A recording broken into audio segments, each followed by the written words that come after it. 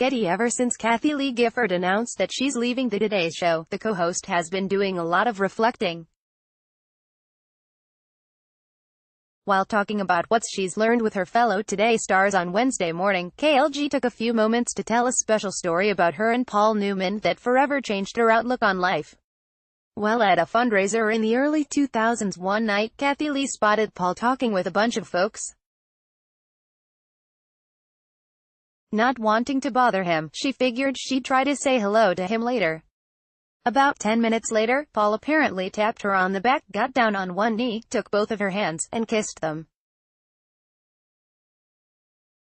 Kathie Lee says she remembers thinking, "Okay, now I can die." While Paul struggled to get up, he was in his 80s at this time. Kathie Lee asked how he was doing.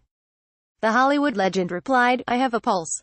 This moment moved Kathie Lee, who now believes firmly in the idea of, if you have a pulse, you have a purpose. I learned from him, Paul, and I learned from Audrey Hepburn, the greatest examples of how a person can be blessed to have a career that the world notices and the world pays you to do and you love to do it, but at the same time, you understand it's not about you.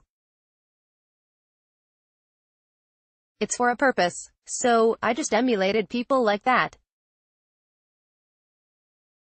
I thought, that's the person I want to be. Kathie Lee told this story to Playbill back in 2012, where she talked even more about just how much Paul's words meant to her.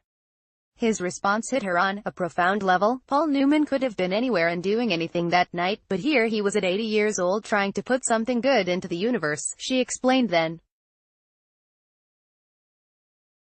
"There's still good for me to do.